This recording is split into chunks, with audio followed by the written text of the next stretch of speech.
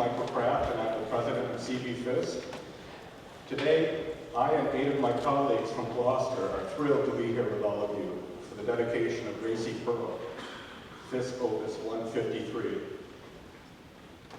We Fiskies often get asked, as I did just last evening, how in the world do you ever get into pipe organ building? Well, I dare say that you won't hear any of us say, well, I needed to work somewhere, and so what the heck? Or, I was looking for a lucrative career, and I found it in organ building. Or, I'm just looking for a nice, easy job with no travel, weekends off to spend with my friends and family. If you've spoken with any of us before, you have no doubt gotten different stories from all of us about our beginnings in this avocation. But the common thread will be that we share a passion for what we do and achieve together. True collaboration with not just each other, but with our customers. I say customers, but they eventually become family to us. And it's through that collaborative process that happens.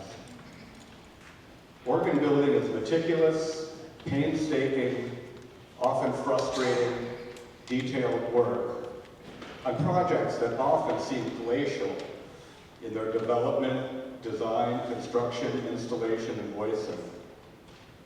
There's no instant gratification in organ building, but days like today are pretty much all the gratification we need. The culmination of all the hard work by the people of Wesley that started the day after the tornado struck the church, the dedicated work of the organ committee and Sally Potter in particular, which included their visiting organs all around the Midwest. And now skipping ahead 2 years to this morning's service of dedication and the fabulous playing of Nathan Lowe that you will hear in just a few minutes. All that, and knowing that this organ will serve this church and the musical community of Muscatine for generations to come. That is our gratification. There are a lot of great words to read in today's dedication booklet. Please find any of us after today's concert to ask questions. And visit our website for more information about our founder, Charles Fisk, and the history of our company. Charles Fisk was the first American organ builder to build significant tracker organs in the 20th century. His study of early American and European instruments led him to return to mechanical action and to set a new course for American organ building. Charlie died in 1983, 3 years before I joined Fisk.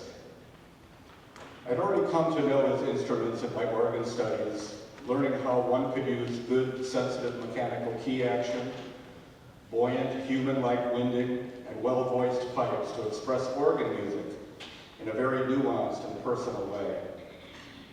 I've also had the privilege to work for the last 33 years with many of the people who did their organ building apprenticeship with Charlie in the 1970s.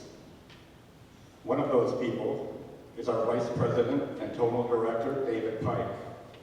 See, before we begin, if you have a program brochure, you might want to open up to the pages about the organ specification. It's right in the middle of your brochure.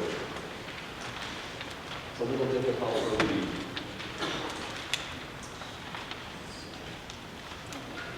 All right, to start off, I'm sure you've all noticed, unlike the piano over here, Gracie Pearl has 3 keyboards. Not just one, but 3. It also has a 4th, if you play with your feet, the pedal board. On a pipe organ, we call these keyboards manuals. Each keyboard or each manual has 61 keys. That's a total of 5 octaves. The pedal board has 32. In both the manuals and the pedal board, the lowest note below where little c is, the organ starts 2 octaves below there. On Gracie Pearl, the 3 keyboards are called from lowest to highest, great, choir, and swell. The pipework of the choir and swell divisions are in two separate expression boxes. So those two divisions, choir and swell, are what we call under expression. The organist, by moving the accelerated pedals that you can see, can open or close shades on these two boxes. The pipe work then sounds louder or softer, depending on the position of those pedals. The stop names are in various languages. You can see some of them, you can see all of them on the right-hand page about the organ.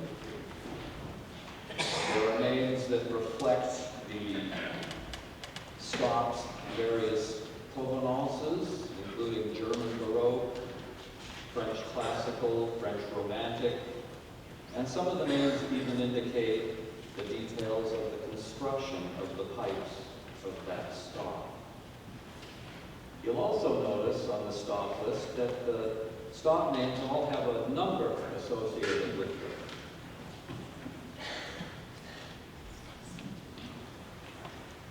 16-foot, 8-foot, 4-foot, etc. That indicates the pitch of that stop. Any stop with an 8-foot designation means that it plays the same pitch as it would on the piano. So you play a middle C on an 8-foot stop and it sounds middle C.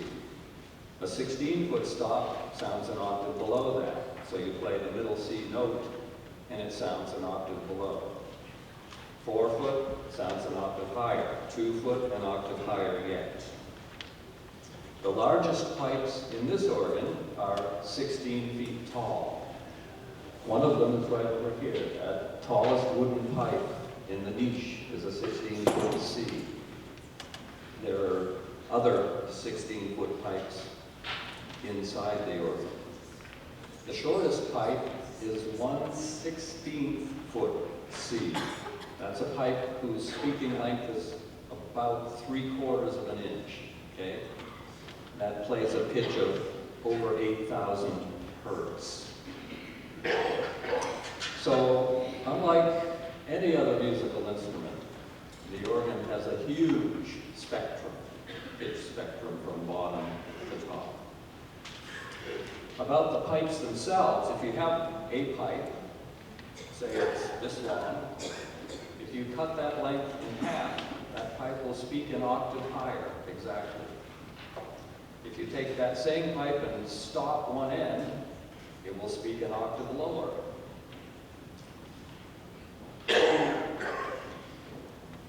Opus 153, Gracie Pearl, is home to a total of 39 stops and 2,413 pipes. 59 of those pipes are visible in the facade. All the rest are behind.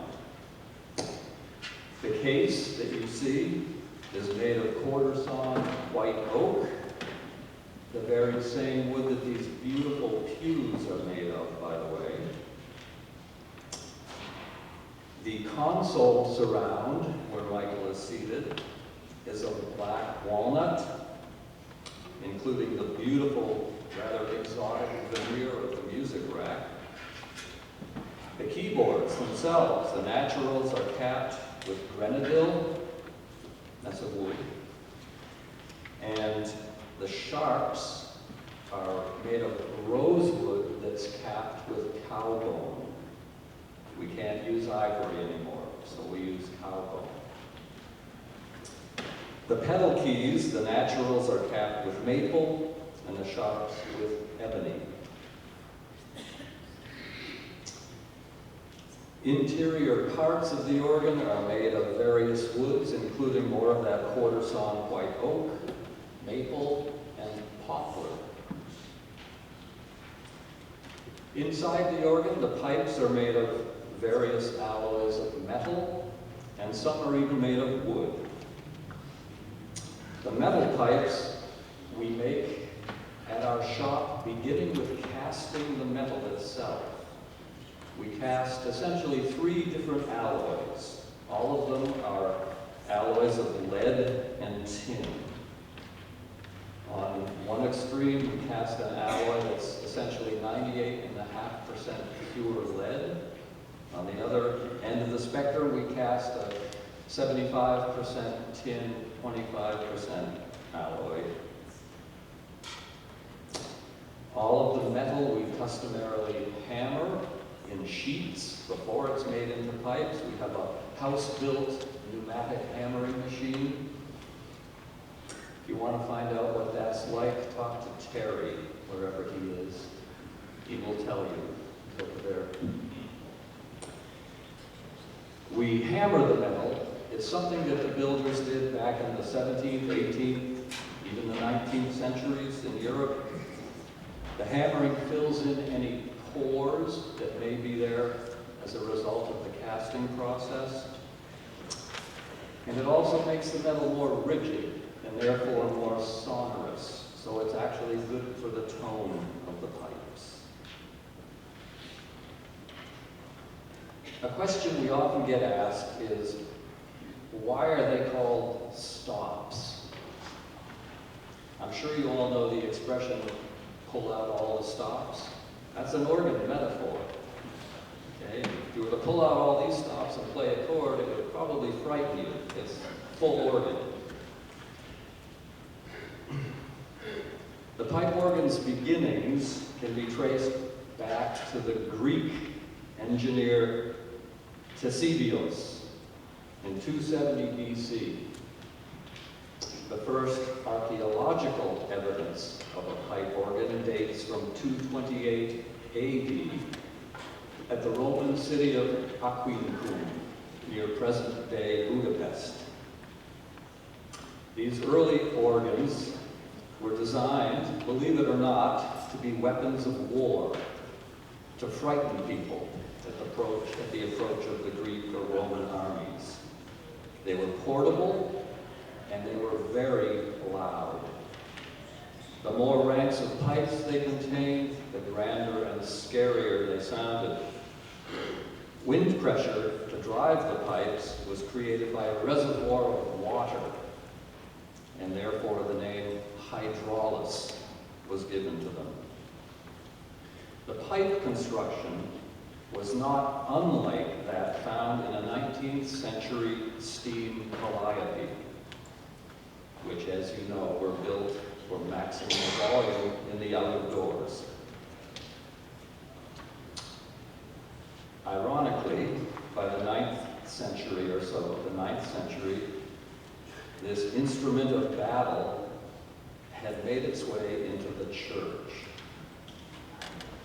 The early church organs, though more refined in sonority, were also very loud due to the fact that all ranks of pipes were played all the time. These were known as Blockwerk organs. They became very common in churches throughout Europe during the Middle Ages. By the 14th century, someone had the brilliant idea that if some of the ranks of pipes could be turned off individually, organs would have much more dynamic range. They wouldn't be loud all the time. So mechanical systems were devised, and the player could then turn off ranks of pipes at his or her discretion. And that's why we call them stops. Okay? Over the centuries, this terminology has not evolved. So even though in the modern day organ we think of stop control as an additive process, originally it was a subtractive one. And one other thing, this is another question we often get asked. Unlike on a piano, hitting an organ key harder does not result in more sound. Okay? It's by adding stops that one creates a louder dynamic. Another way of putting it is that on the modern pipe organ, we build back to Blockwerk by adding stops. In the modern pipe organ, there are two families of pipes, flues and reeds. Gracie Pearl has some of both. Flue pipes, are also known as edge tone generators, are nothing more than glorified twisters. They work on the same principle as does creating a sound by blowing across the top of a Coke bottle. I'm sure you've all done that. Pitch is determined by the length of the pipe body, or in the case of the bottle, by how much Coke you have or haven't drunk. Reed pipes work on the same principle as an orchestral clarinet. However, instead of a bamboo reed vibrating against a plastic mouthpiece, organ pipes use a brass reed vibrating against a brass mouthpiece, which we call a shallot. The tone of an organ reed is qualified by the shape and length of its resonator.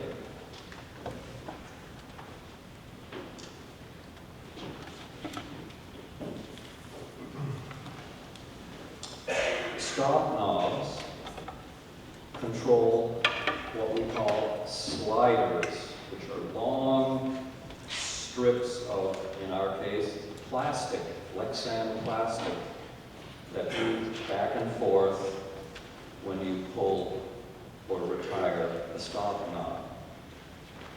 The combination action, you've noticed all these pistons at the keyboard and the toe studs, that's the combination action. There are multiple levels of presets on this organ, giving the player the ability to change stop combinations very quickly and efficiently. You will see Nathan Lau doing that this afternoon quite a bit. Trackers are connected mechanically from the keyboard to the pallet valves inside the wind chests. Each key controls all the pipes for each note at the keyboard. The keys are held up by the same springs that hold the pallet valves closed. Thus, the key action is pre-tensioned. Because it is a mechanical connection, it gives the player control of both attack and release of every pipe played. Musical nuance is therefore possible. Furthermore, being a mechanical action, Gracie Pearl should last for centuries.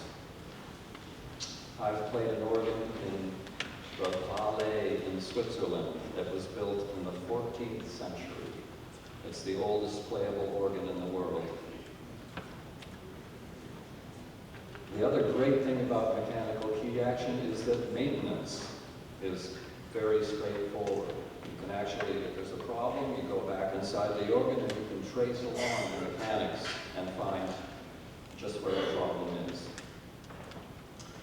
Wind for this instrument is supplied by a 1-horsepower blower in the basement. The blower feeds wind into 2 large cuneiform bellows, that's wedge bellows, in the base of the organ. One supplies pressurized air to the manual divisions, the other to the pedal divisions. The wind pressure for the manuals is 3 1/8 inches water column. So, in other words, if you fill a U-shaped tube with water and run the wind into it, it will displace the water in that U-shape by 3 1/8 inches. To put that in perspective, 1 psi is 27 inches. So this is roughly 1/9 of a psi, very low pressure. The pedal pressure here is slightly higher at 3 3/4 inches water column. Okay, we're now going to demonstrate some of the sounds on this organ. We're going to start in the great division, that's the lower keyboard, remember? And Michael is going to build up, one stop at a time, what we call the principal chorus. He's going to start with the 8-foot octave, then add the 4-foot, the 2-foot, the full mixture, and finally, at the bottom end, the principal 16. He will then do a similar exercise on the choir division, building up its principal chords. And I believe he's going to play a hymn, A Mighty Fortress Is Our Love.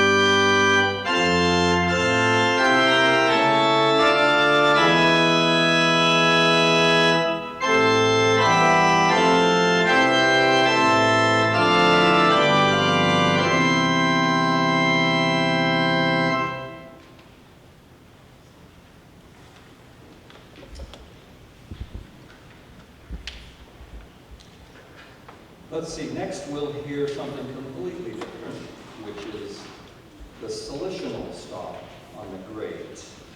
This is a stop that's constructed with tapered bodies, okay? So low C of this stop, it's an 8-foot stop. At the bottom of the pipe, it's roughly 5 inches in diameter. At the top of the pipe, it's roughly 1.5 inches in diameter. And it tapers from the 5 down to 1.5 inches. It's built and modeled after a 19th century stop by a builder named Friedrich Ladegast, who built organs in central Germany in the mid-19th century.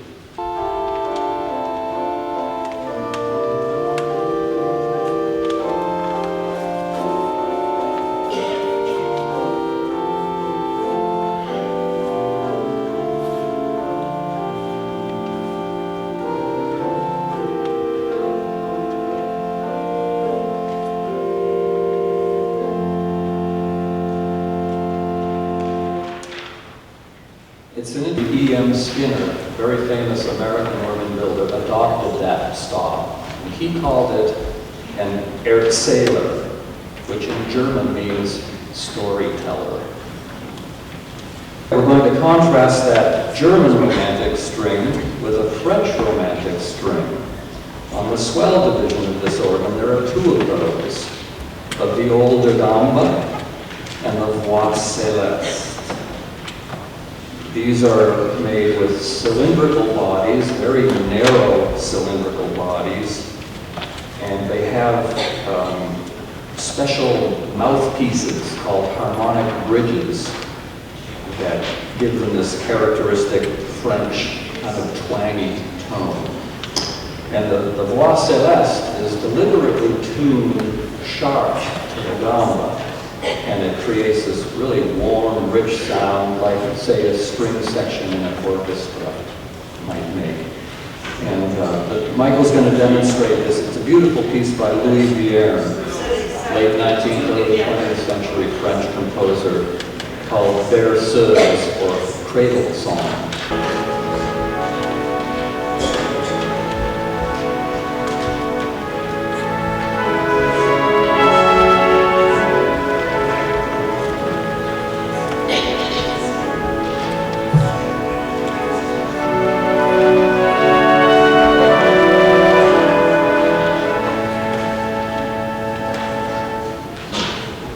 In the swell shades, did you hear the crescendo, the innuendo effect?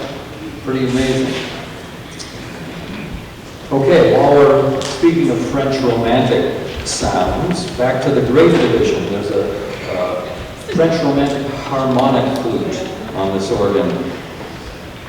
It's called a harmonic flute because it's built and voiced to play its first overtone, or its octave harmonic. So the pipe bodies are made twice as long as they need to be. We drill 2 holes at the node of the body, about 4/9 of the way up, and then do some special magic with the voicing to get the pipe to play its octave harmonic. It results in a very pure, a little bit breathy tone, capable of some pretty significant power. So here's the great harmonic flute playing the opening of the Andante sostenuto of Vidor's Symphonie Gothique.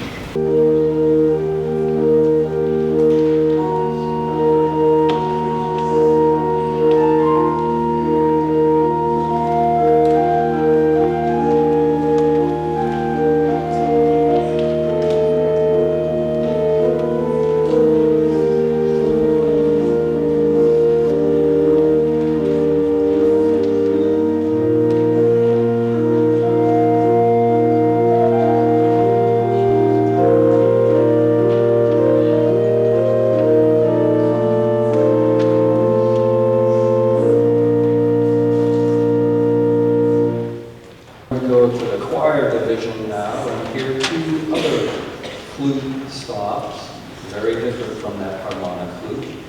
And both of these stops, these flutes in the choir, parts of these stops are made of wood pipes that we were able to rescue from the previous organ, from this heap of rubble on the stage here. One of them is the 8-foot gedeckt. This is made of pine, old pine, and it's a stopped flute. So in other words, it has stoppers in the top. Remember earlier I said if you stop a vibrating pipe body, it plays its octave below. So these pipes are actually half as long as they need to be.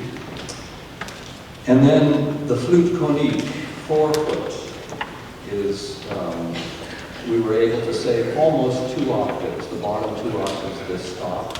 And it's a tapered, another tapered stop, tapered wood, and turning into tapered metal. We made 2 new tapered metal pipes for the treble. And Michael's going to start with just the gedeckt, and then he'll add the flute conique 4 to that. And this is a little snippet from a piece by Jan Pedersen Sveling called Unter den Linden Grüne, Under the Green Linden.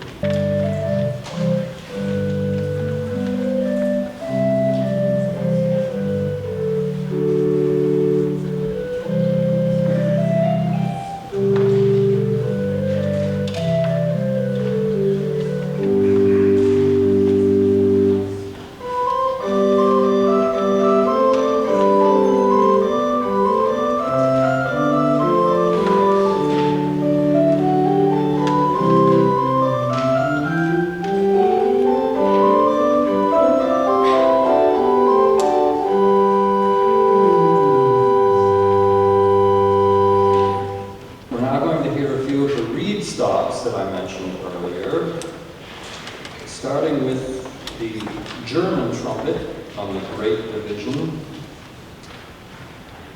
The German trumpet, the resonators are made of high lead content, and the shallots have a lead plate on them, and it results in a relatively foundational dark tone.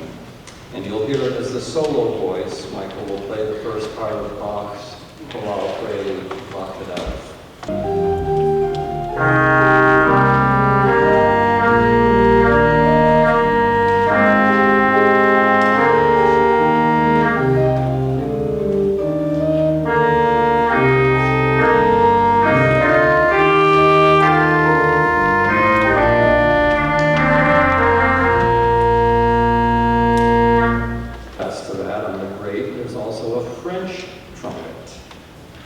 Resonators are a similar shape, but they're made of tin, which gives a brighter, more freewheeling tone, I would say.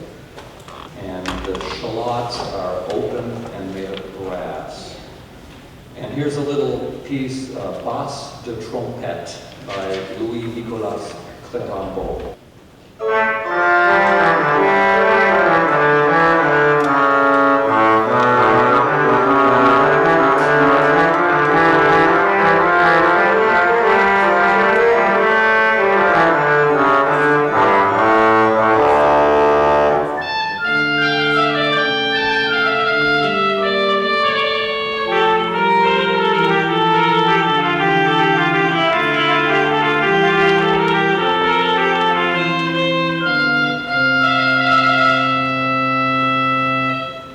Some of the choir clarinet. This is a very different type of reed tone, mostly because the resonators are cylindrical. Okay, they emphasize, and therefore the odd-numbered harmonics are emphasized.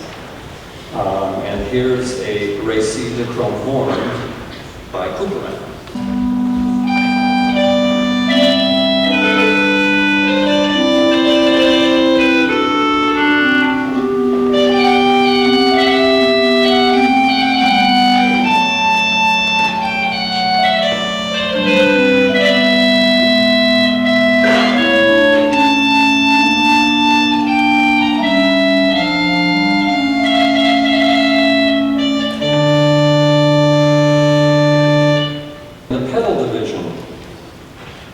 We have a Posaune 16 and its extension Trommet 8. Now Posaune is the German word for trombone. This is a very generously scaled German Baroque reed stop that serves as the bass line for a big German chorale prelude or toccata or whatever. And you'll hear it in the pedal now. Michael will play the opening flourish from Buxtehude's Prelude Fugue in Chaconne in C major.